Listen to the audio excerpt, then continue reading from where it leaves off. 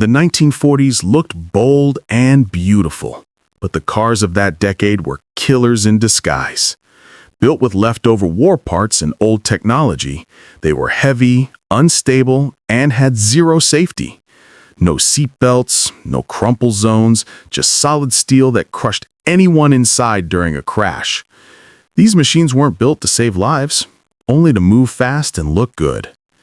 Here are the 9 worst cars of the 1940s that turned driving into a deadly gamble.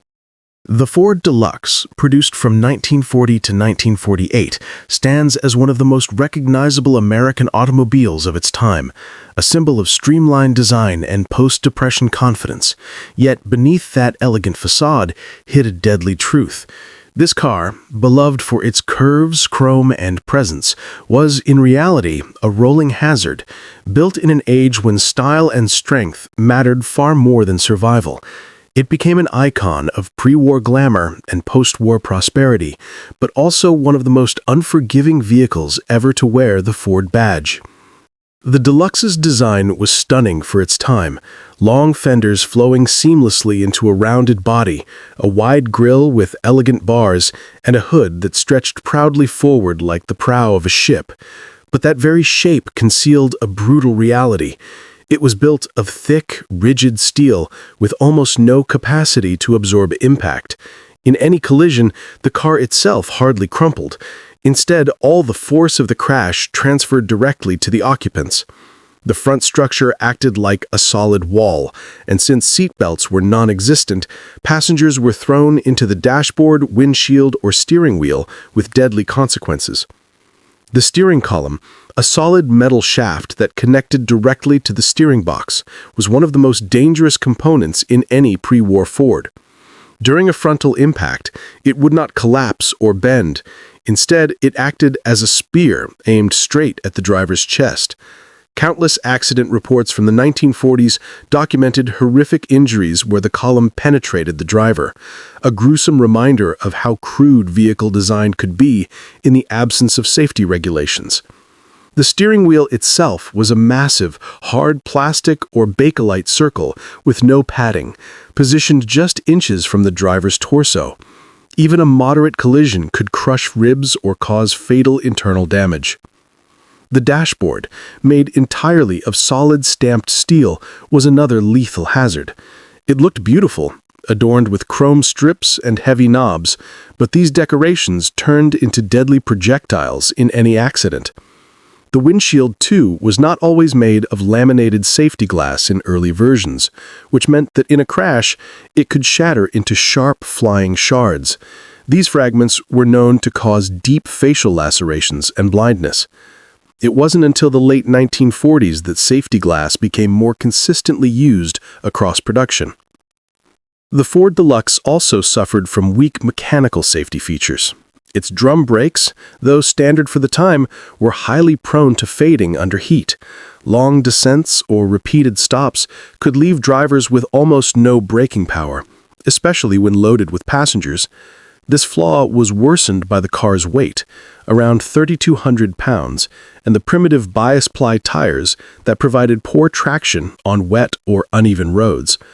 The suspension, built for comfort rather than control, caused significant body roll, and the heavy nose combination of soft springs and soft springs meant the car handled unpredictably in emergency maneuvers.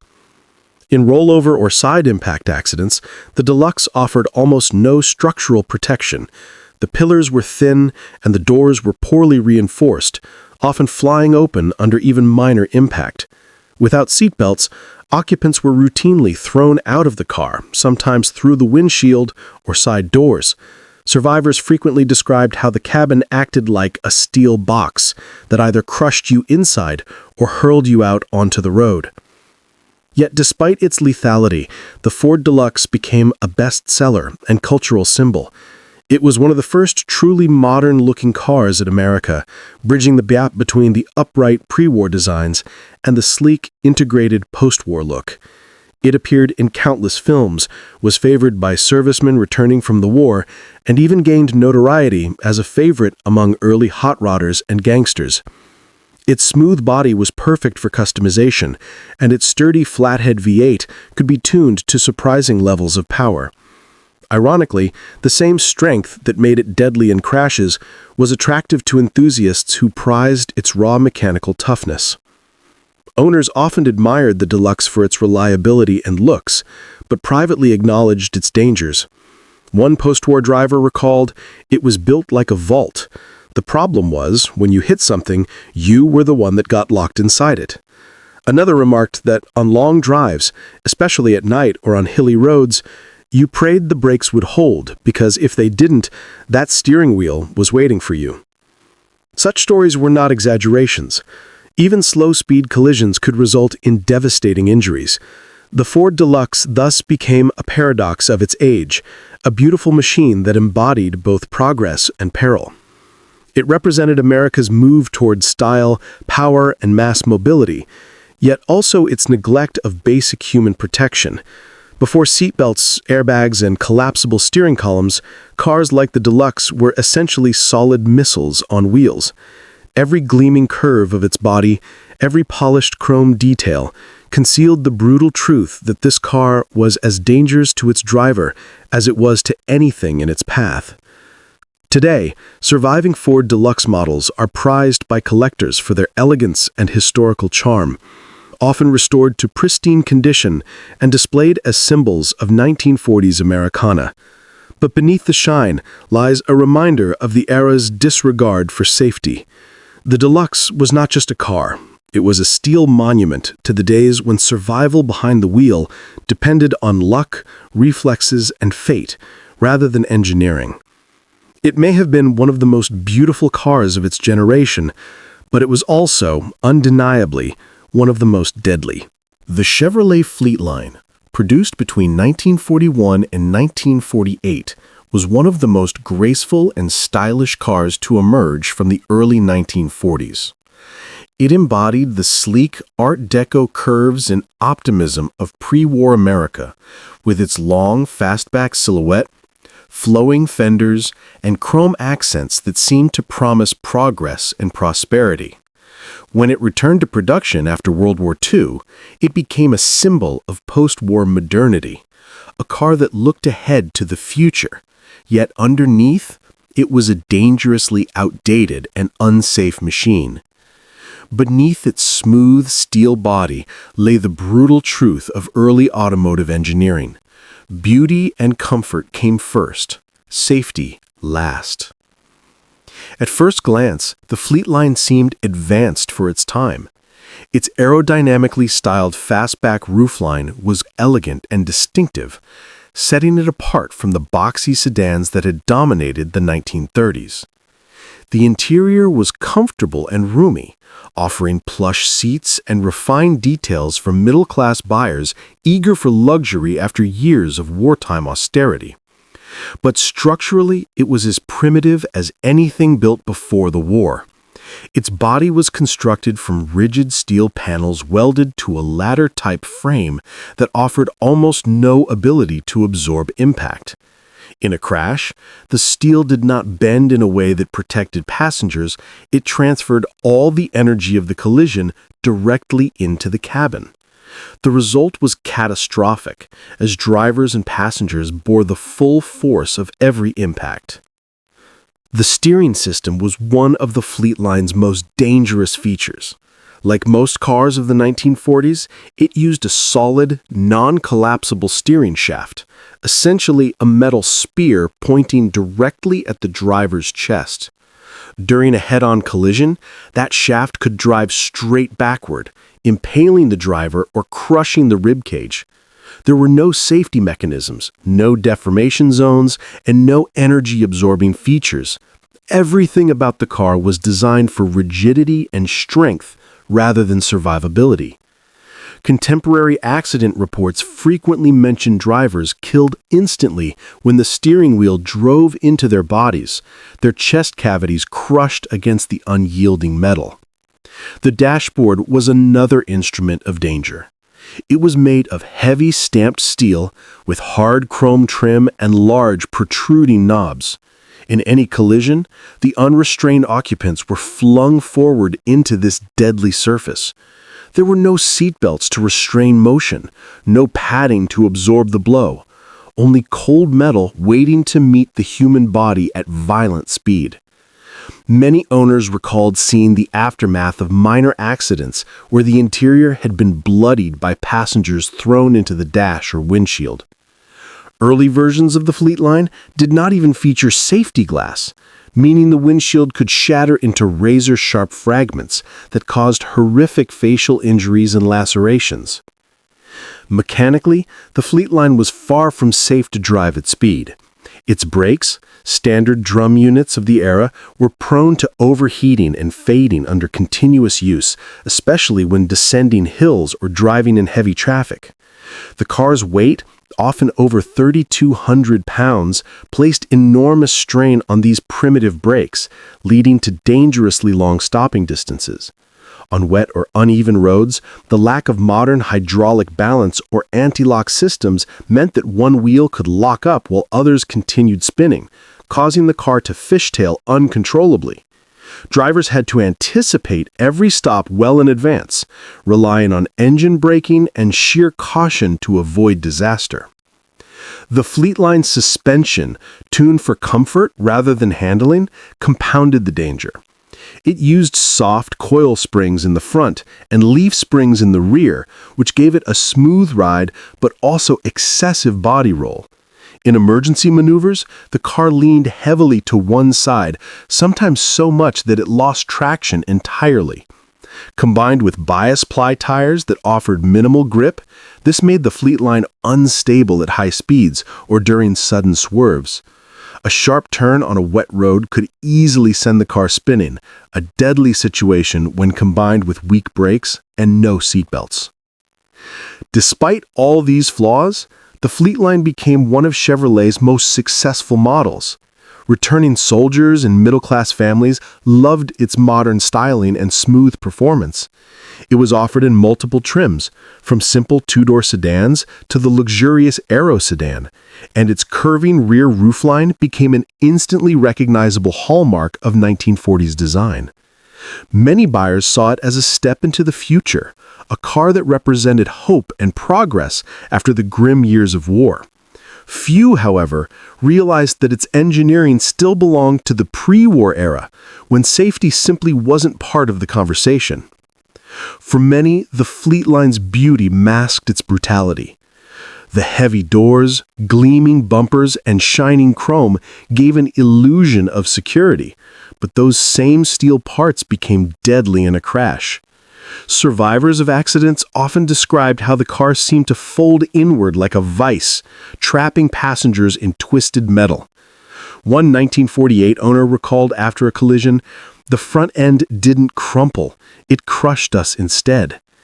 Another mechanic from that era remarked, "Those cars were built like tanks, but you wouldn't want to be inside one when it hit something." Today, the Chevrolet Fleet line is a cherished collector's item, adored for its graceful styling and historical charm. Restored examples gleam at car shows, and its sweeping fastback silhouette remains one of the defining silhouettes of the 1940s. But those who study its design closely understand the dark side of its beauty.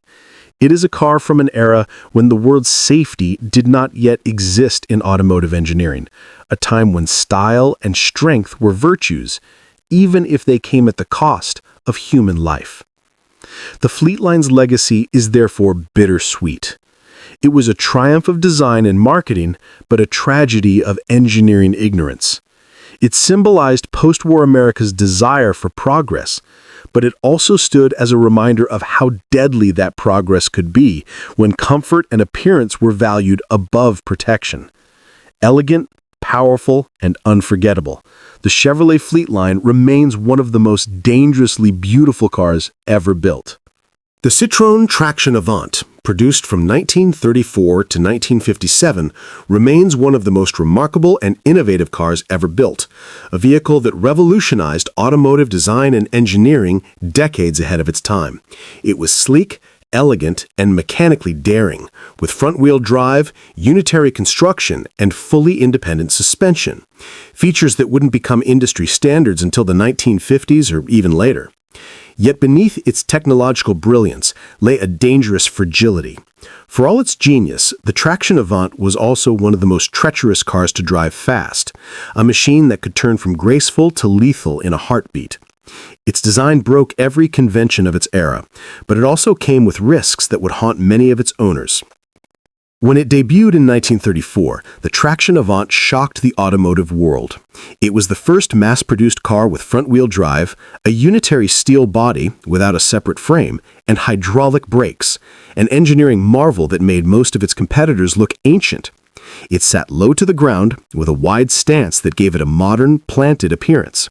Its streamlined silhouette, the long hood, sloping rear, and elegant fenders looked futuristic in an age when most cars still resembled horse-drawn carriages.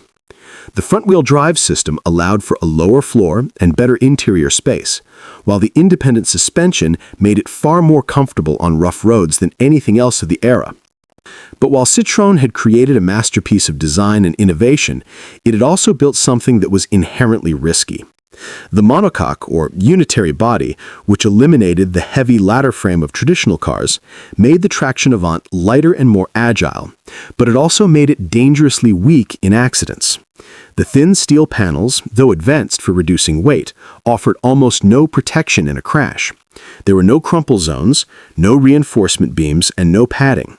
In collisions, the body often deformed catastrophically, with the cabin folding inward under impact. Survivors of serious crashes often described how the doors jammed shut, the roof buckled, and the floor pan twisted beyond recognition. The car's name, Traction Avant, literally meaning front traction, reflected its most radical feature, front-wheel drive. This layout gave it exceptional grip under normal conditions, especially on wet or unpaved roads, but it also introduced new and poorly understood handling characteristics. At high speeds, especially when driven aggressively, the front tires could suddenly lose adhesion, causing violent understeer that would abruptly shift into snap oversteer. Drivers unfamiliar with this behavior could easily lose control, sending the car spinning off the road. On narrow European roads lined with trees, ditches, or stone walls, such a spin was often fatal. The suspension, though innovative with its torsion bars and independent front setup, could become unstable under stress. Uneven road surfaces or abrupt steering inputs sometimes unsettled the chassis, causing the car to hop or skid sideways. The steering itself, though light, provided little feedback near the limit of traction, a recipe for disaster when driving quickly. Reports from period motoring journals noted that the Traction Avant demands respect at speed, a polite way of warning that it could be deadly in the wrong hands. Structurally, the Traction Avant's biggest flaw was its fragility. The monocoque construction was extremely difficult to repair properly after even minor accidents, and the metal was known to corrode easily. In severe crashes, the thin roof could shear off or collapse entirely, trapping or crushing the occupants.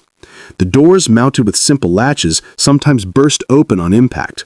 There were, of course, no seat belts or padded interiors. The driver sat close to the steering wheel, and the dashboard was a simple steel panel with exposed switches and metal trim. In any significant collision, the occupants were thrown forward into this unforgiving environment with brutal consequences. But despite these dangers, the Traction Avant became a beloved icon across Europe. It was fast, elegant, and immensely modern compared to the clumsy, upright sedans of the 1930s. It was adopted by police forces, government officials, and even resistance fighters during World War II, who prized its speed and ability to handle rough rural roads. It became known as La Reine de la Route, the Queen of the Road, and it earned a reputation for reliability and style. But it also earned a darker nickname among rural drivers, La Traction Fatale, a grim acknowledgement of its tendency to spin out and disintegrate in crashes. For many who drove it, the Traction Avant was both thrilling and terrifying. Its low stance and torquey engine encouraged spirited driving, and when everything worked in harmony, it could feel remarkably stable. But when pushed past its limits, its behavior was unpredictable and violent. One French owner in the 1950s recalled it was like dancing with a beautiful woman who could suddenly slap you across the face. Another mechanic who specialized in Citroëns described the car's post-crash condition as folded like paper, elegant paper, but paper nonetheless. The car's legacy is therefore complex. It was the father of modern automobile design, introducing concepts that would shape the industry for generations. Without the traction avant, cars like the Citroën DS or even modern unibody vehicles might not exist. It proved that a car could be light, low, and comfortable without relying on a heavy frame. But it also showed the deadly consequences of pushing technological innovation without corresponding advances in safety.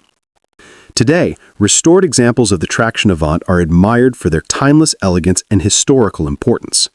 Their streamlined forms, graceful fenders, and distinctive Citroën grille still turn heads at classic car shows. But every dented survivor carries a story of fragility, a reminder that innovation often comes with a cost. The traction avant was an engineering miracle, but it was also a cautionary tale, a car that offered progress, style, and performance, yet demanded absolute respect from its driver. It remains a paradox, a revolutionary design that changed the world and a deadly one that could destroy lives in an instant. The Citroën Traction Avant stands as both a milestone and a warning in automotive history, a car that was decades ahead of its time in engineering and decades behind in safety. The Volkswagen Beetle Type 1, produced between 1938 and 1959 in its earliest and most primitive forms, remains one of the most recognizable automobiles in history. A car that transcended nations, generations, and even ideologies.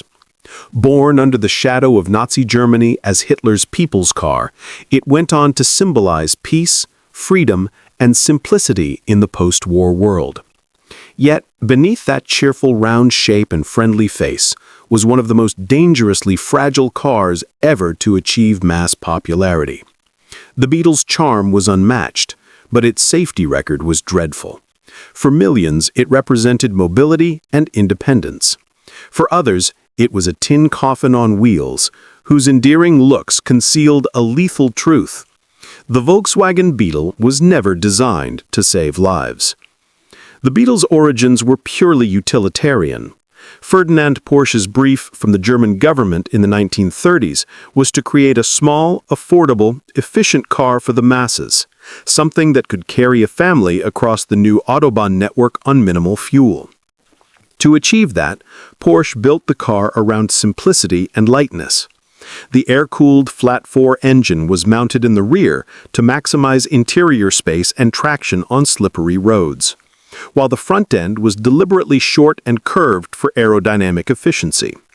But that design choice, which gave the Beetle its unmistakable profile, also left the driver and front passenger completely exposed in the event of a collision. Unlike cars with front-mounted engines, the Beetle had nothing in its nose except a spare tire and a thin sheet of curved steel. There was no structural reinforcement, no crumple zone, and no meaningful barrier between the driver and whatever they hit.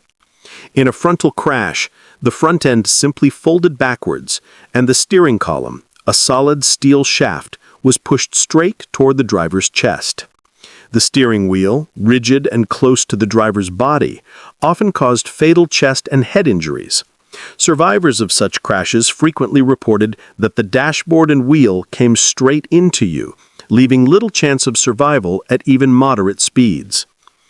The Beetle's size and low weight, barely 1,700 pounds in early models, meant that it had little momentum to protect itself in a collision with larger vehicles. In multi-car crashes, it fared disastrously. The body was rigid, but not in a protective way. Instead of absorbing energy, it transmitted the full shock of the impact directly into the cabin. The thin metal doors offered almost no side impact protection, and the roof could collapse easily in rollovers.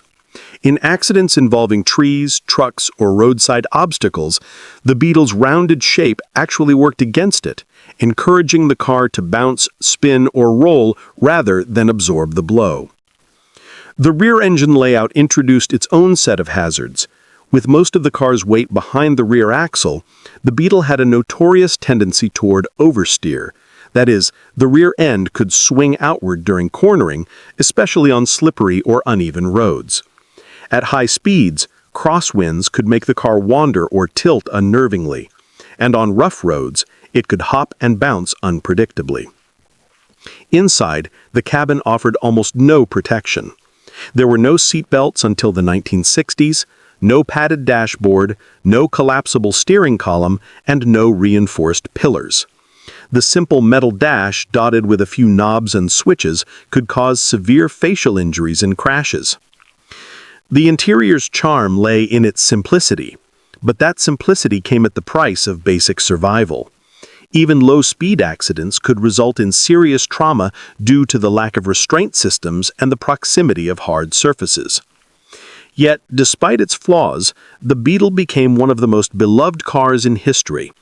After World War II, it was revived under Allied supervision and became the foundation of West Germany's economic recovery. Cheap, reliable, and easy to repair, it quickly found fans across Europe and, by the 1950s, across the Atlantic in the United States. Its shape, once associated with authoritarian ideals, became a symbol of peace and individuality.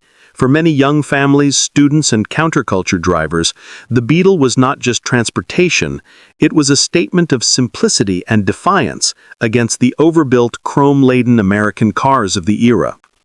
But behind that cultural charm, its dangers persisted.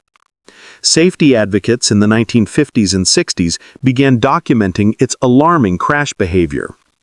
Tests showed that frontal impacts, even at 30 miles per hour, could result in fatal injuries. The rigid steering column, the lack of crush structure, and the tendency for the doors to pop open on impact made survival a matter of luck. As one 1957 owner put it bluntly, it was a wonderful car to drive as long as you never hit anything. Still, the Beetle's simplicity and reliability kept it alive for decades. It outlasted many safer, more advanced competitors, largely because it was inexpensive and easy to live with. Owners loved its character, its sound, and its mechanical honesty. But for all its charm, the Beetle Type 1 of the 1940s and 1950s was a dangerously primitive car that placed its passengers at grave risk. It was designed in an era when engineering meant durability, not protection. And its design philosophy, light, simple, efficient, came at a terrible cost in human safety. The Morris 8 Series E, produced from 1938 to 1948, was one of Britain's most beloved small cars, a symbol of frugality, resilience, and post-war recovery. It was the car of shopkeepers, farmers, and young families trying to rebuild their lives in a country still marked by war. Its rounded fenders, cheerful face, and compact proportions gave it a charm that endeared it to thousands. But beneath that innocent exterior lay a car that was dangerously fragile, mechanically outdated, and utterly devoid of safety. What it offered in charm and affordability, it completely lacked in protection. When the Series E was introduced in the late 1930s, it was marketed as an evolution of the successful Morris 8, a small, efficient vehicle for the masses. It featured a slightly more modern, streamlined design than its predecessors, with integrated headlamps and smoother body lines that echoed the aerodynamic trends of the time. But its construction was rudimentary, thin-gauge steel panels bolted onto a lightweight ladder frame. The emphasis was on cost and simplicity, not on strength or durability. At barely over 1,800 pounds, the car was light enough to be fuel-efficient, but alarmingly unsubstantial in an accident.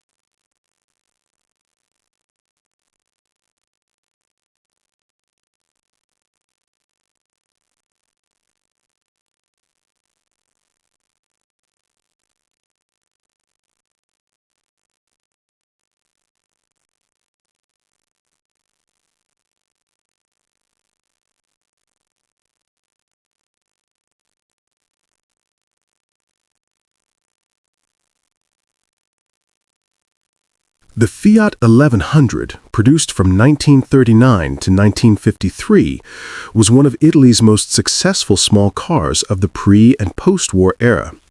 Sleek, compact, and undeniably stylish, it represented the Italian approach to automotive design. Elegant lines, efficient use of space, and a cheerful, almost playful character. Its rounded fenders, low profile, and modest chrome trim gave it an air of sophistication that made it popular among city drivers, small families, and professionals looking for affordable yet modern transportation. However, behind that attractive exterior lay a vehicle that was profoundly unsafe by any standard. A light, fragile car whose design offered almost no protection to its occupants in the event of a collision. Structurally, the Fiat 1100 was typical of many small European cars of the late 1930s. Its body was built on a simple ladder-type frame over which thin steel panels were attached. This kept the weight low, often around 1,800 pounds, and made the car nimble and fuel-efficient, ideal for crowded Italian streets. Yet the very lightness that aided performance also made the car a hazard. The steel panels had minimal reinforcement, the doors were weak, and the passenger compartment could be compressed easily in even moderate impacts. There were no crumple zones, no reinforced pillars, and no safety glass in many early models. A frontal collision often resulted in the steel cabin folding inward like a tin can, leaving passengers exposed to serious injury or worse. The Fiat 1100's braking system was rudimentary. Equipped with small drum brakes on all four wheels, the brakes were adequate for low-speed city driving but quickly faded under repeated use or during steep descents. In wet or hilly conditions, drivers often found stopping distances unpredictable, and the car's light weight could cause it to skid easily under emergency braking. The braking imbalance combined with primitive suspension made high-speed maneuvers especially hazardous. Handling was another concern. The steering was not precise, especially at higher speeds. The steering box and column offered minimal feedback, and the rear heavy weight distribution could result in sudden oversteer if the driver misjudged a corner. On narrow Italian roads, with their frequent curves and uneven paving, this unpredictability turned even short journeys into potential hazards. Drivers quickly learned to approach corners cautiously and avoid abrupt maneuvers, lest the car spin or skid into roadside obstacles. Inside, the Fiat 1100 offered little in the way of protection. The cabin was compact with thin, minimally padded seats and a dashboard made of flat steel or pressed metal. The steering wheel, connected to a rigid column, sat close to the driver's chest, making frontal collisions particularly dangerous. There were no seatbelts, no padded surfaces, and no interior reinforcements. Inside impacts, the doors offered almost no resistance, often bending inward and exposing occupants to lacerations or ejection from the vehicle. Rollovers were particularly deadly. The thin roof structure could collapse completely under the car's weight, trapping or crushing passengers inside. Yet despite these hazards, the Fiat 1100 was immensely popular in Italy and other parts of Europe. It was cheap to operate, easy to repair, and offered respectable performance for its size. Its small, water-cooled inline-4 engine, producing around 32 horsepower, was reliable and efficient, and the car's nimbleness made it ideal for crowded streets and winding country roads. Families and young drivers alike adored it for its compactness, Italian flair, and ease of handling under normal conditions.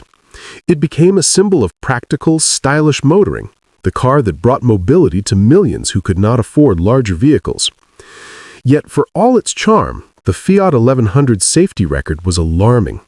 Even low-speed collisions could result in serious injuries thanks to the combination of light weight, thin panels, and rigid steering. Reports from the post-war period describe accidents in which the passenger compartment was completely crushed after hitting a tree or another vehicle at moderate speeds. One owner recalled, "It felt like the car folded around me. There was nothing to stop the impact but luck." Drivers quickly became aware that their safety depended as much on careful anticipation and defensive driving as on the car itself. The Fiat 1100 exemplifies a recurring paradox of the 1940s European automotive design. A car that could be beautiful, efficient, and stylish, yet completely unforgiving in a crash. Its low cost and practicality made it indispensable, but its lack of protective engineering turned everyday driving into a constant risk. For collectors today, early Fiat 1100s are treasured for their design, charm, and historical significance. But anyone examining its construction closely understands the danger inherent in those thin steel panels and narrow chassis. In retrospect, the Fiat 1100 is a cautionary tale of an era when small cars prioritized economy, style, and efficiency over human safety. It transported millions safely most of the time, but every collision carried the potential for catastrophe. Its legacy is dual: a car that defined Italian compact motoring, and a reminder of just how perilous driving could be before safety became a central concern in automotive engineering. The Fiat 1100 was, in essence, an elegant machine and a dangerous one. The Hudson Commodore, produced from 1941 to 1949, was one of the most imposing and luxurious American cars of the 1940s, a vehicle that embodied wealth, elegance, and engineering ambition. Its sweeping lines, broad grille, and well-appointed interior made it a favorite among affluent buyers who valued style and comfort above all else. Underneath that polished exterior, however, the Commodore was a dangerous machine, a steel leviathan whose very weight and rigidity turned everyday driving into a potential death trap. While it exuded power and prestige, the Hudson Commodore was unforgiving in accidents, a car designed for presence rather than passenger protection. The Commodore's defining characteristic was its size and mass. Weighing well over 3,500 pounds, it had a commanding presence on the road. Its long wheelbase, wide stance, and heavy frame made it feel stable at moderate speeds, but these same attributes turned it into a menace in collisions. The momentum generated by such mass could turn even a relatively minor impact into a catastrophic event. Unlike modern vehicles, the Commodore had no crumple zones or energy-absorbing structures.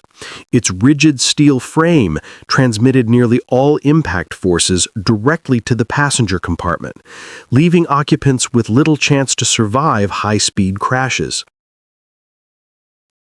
The interior, while luxurious, offered no safety features whatsoever. There were no seatbelts, no padded dashboards, and no collapsible steering columns. In frontal collisions, passengers were routinely thrown forward, often crashing into the solid steel dashboard, heavy instrument panels, or large, unpadded steering wheel. Reports from the 1940s describe occupants pinned beneath the dashboard or hurled against the windshield with devastating force. The car's all-steel cabin, which made it appear safe and protective at first glance, was in fact a rigid cage that did nothing to absorb shocks or deflect energy. Side impacts were equally perilous. The doors were heavy but not reinforced, and in many accidents they bent inward or failed to stay closed, leaving passengers exposed. Mechanically, the Hudson Commodore was built for comfort and performance, not safety. Its suspension, while tuned for smooth cruising, could be unstable under sudden evasive maneuvers, and the braking system, consisting of early hydraulic drums, was insufficient for a car of such weight. Stopping distances were long, especially on wet or downhill roads, and brake fade could occur during repeated use. Drivers had to exercise extreme caution, as even a moderate-speed emergency stop could lead to loss of control, particularly on narrow or winding roads common in the 1940s. The steering system also contributed to its hazards. The large diameter wheel, attached to a solid, non-collapsible column, could become a lethal implement in an accident. Frontal collisions often drove the column backward toward the driver, compounding the risk of chest and rib injuries. The combination of a rigid steering assembly, a heavy metal dash, and the absence of restraints made any impact extraordinarily violent, even at speeds that modern drivers would consider moderate. Yet, despite its dangers, the Hudson Commodore was celebrated for its advanced engineering and luxurious features. It offered more interior space than most competitors, with high-quality upholstery, chrome trim, and an array of gauges and conveniences that made it feel modern and sophisticated. Its engines, straight 6 or straight 8 configurations, delivered smooth, reliable power, and the car's handling, though heavy, was predictable under normal conditions. Buyers were drawn to its aura of security and prestige, often unaware that the very qualities that made it impressive, its mass, rigidity, and opulent interior, also made it deadly in a collision. Owners of the Commodore frequently noted the car's paradoxical nature. It felt solid, safe, and reassuring, yet any accident could turn it into a lethal trap. One post-war driver recounted, "It looked like a fortress on the road, but if you hit something, the fortress became your coffin." Another observed that driving it required constant caution, especially on highways, as the combination of weight and primitive braking made stopping distances deceptively long. In retrospect, the Hudson Commodore exemplifies the tension of the 1940s American automotive landscape. Cars were built to impress, to convey status, and to endure, yet virtually no attention was paid to occupant protection. Its legacy is one of opulence shadowed by danger, a machine whose beauty and power belied its lethal potential. Today, restored Hudson Commodores are admired by collectors for their elegance, historical significance, and engineering ambition. Their sweeping fenders, large chrome grilles, and spacious interiors evoke a bygone era of American luxury. Yet anyone studying their construction closely sees the dark reality beneath the polish. A rigid steel frame, heavy, unpadded dashboards, and no restraints. A car that could turn its impressive weight and presence into deadly force. The Hudson Commodore remains a symbol of pre-safety era American motoring. Beautiful, powerful, and undeniably lethal. The Toyota SA, produced from 1947 to 1952, occupies a unique and fascinating place in automotive history as Japan's first post-war passenger car. Emerging from the ruins of a devastated nation, it symbolized both the resilience and ambition of a country seeking to rebuild its industry and economy.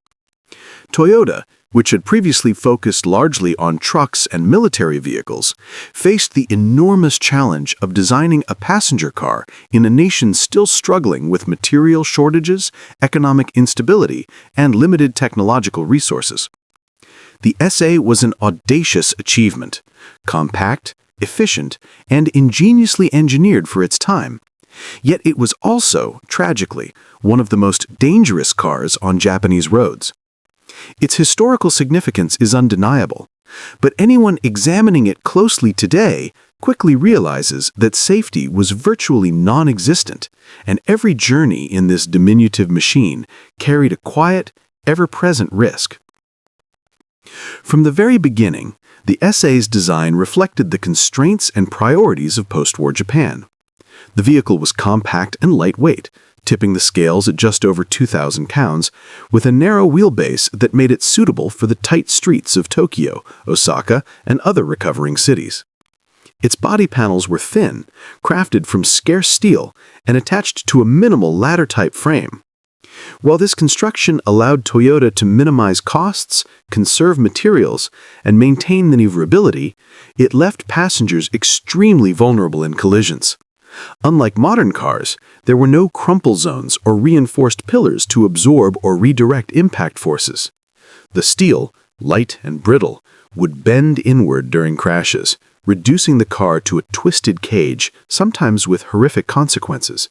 Even moderate speed impacts could deform the cabin sufficiently to crush occupants. Inside the SA, the focus was entirely on simplicity and economy. The cabin was minimalistic, with flat steel panels, thin seats, and almost no padding anywhere. There were no seatbelts, not even a suggestion of restraint, and the steering wheel was mounted on a solid, non-collapsible column that pointed dangerously at the driver's chest.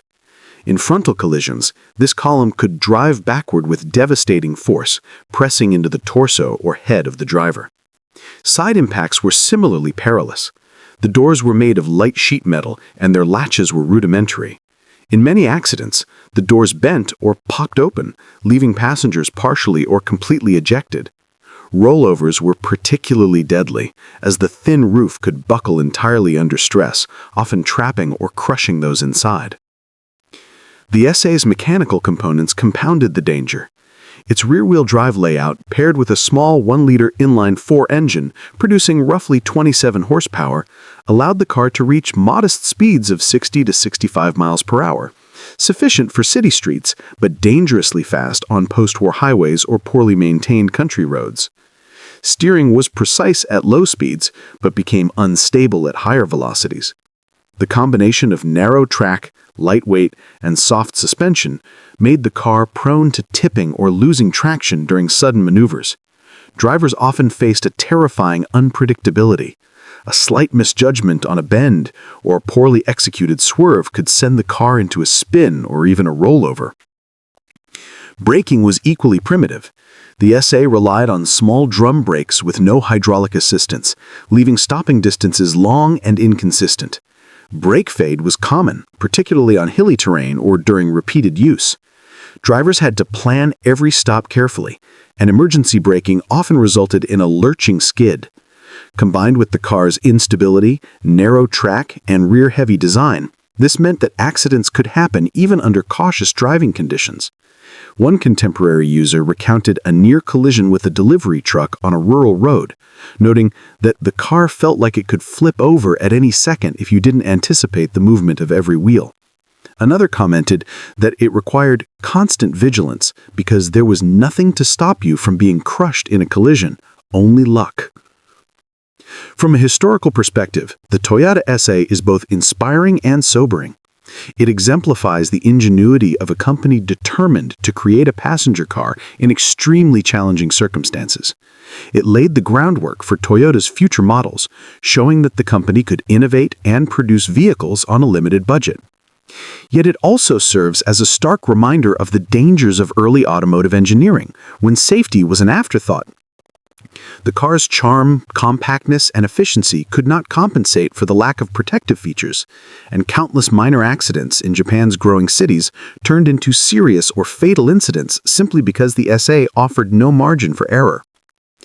Today, surviving examples of the Toyota SA are highly prized by collectors and automotive historians. Their rounded proportions, minimalist design, and historical significance make them fascinating artifacts of a critical period in Japanese automotive evolution. Yet anyone examining one closely today sees the sobering reality: thin doors, rigid steel, tiny brakes, and a cabin that offers almost no protection.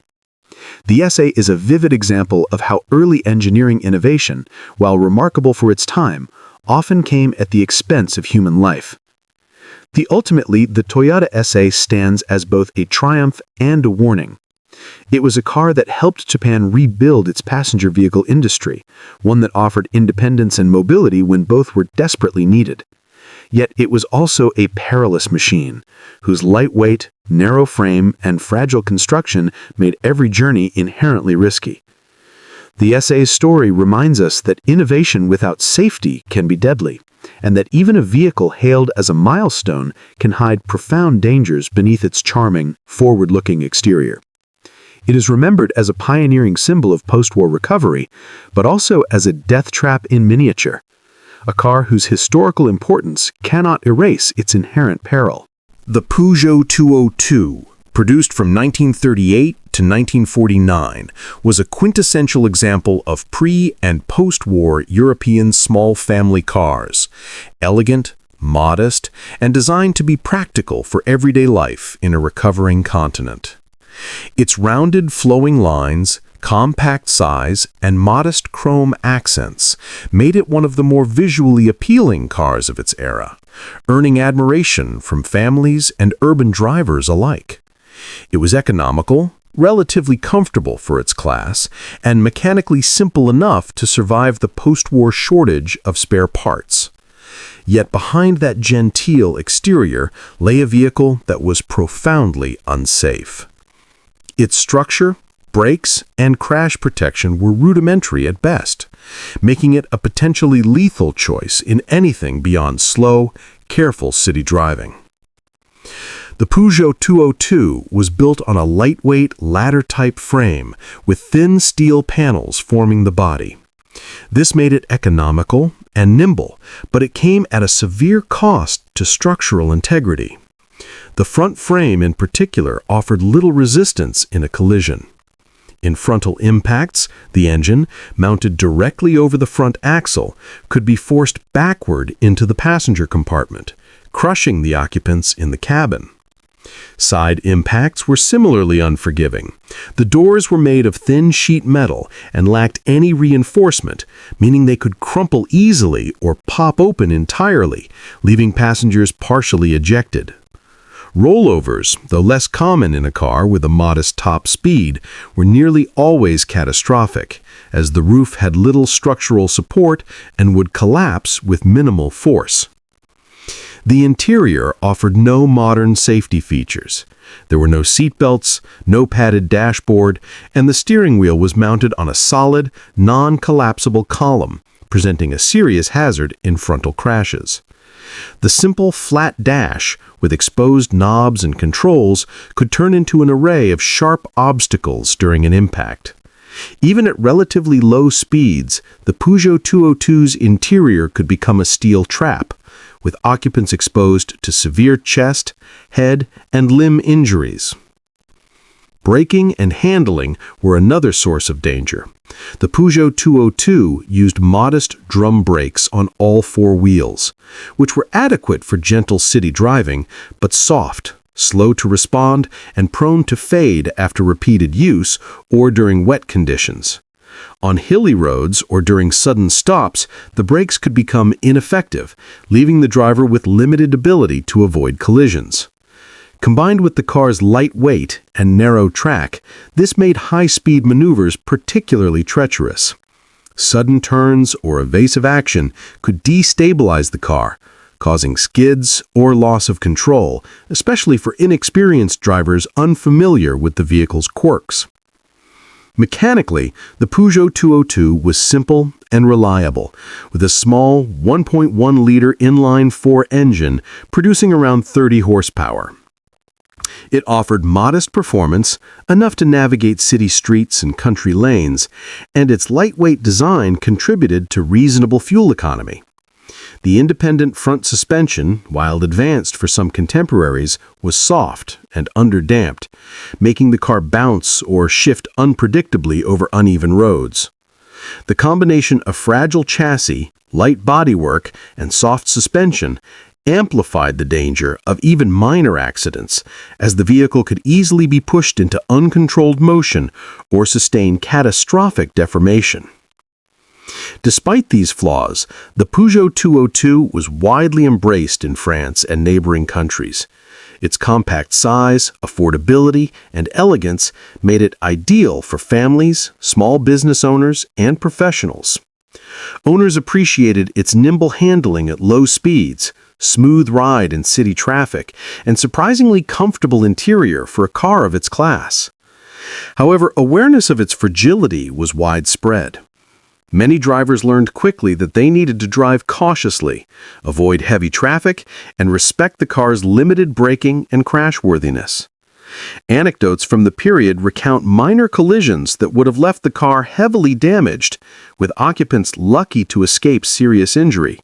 A grim reality for what appeared at first glance to be a charming family car. The Peugeot 202 story exemplifies a broader paradox of 1930s and 1940s European automotive design. A car could be beautiful, efficient, and practical, and yet entirely incapable of protecting its occupants in the event of a collision.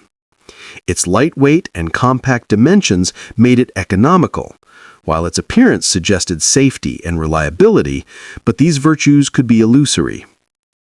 Crashes, even minor ones, often resulted in the body folding inward, the doors bending, or the engine intruding into the cabin.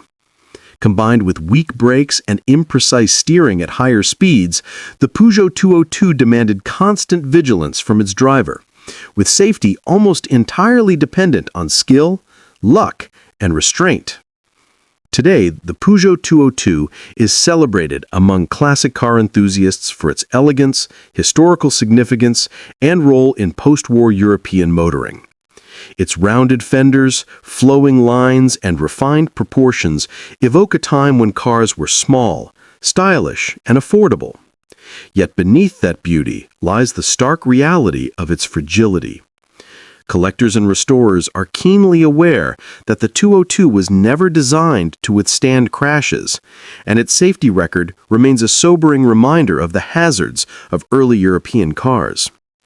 The Peugeot 202 stands as both a charming symbol of mid-20th century engineering and a cautionary tale.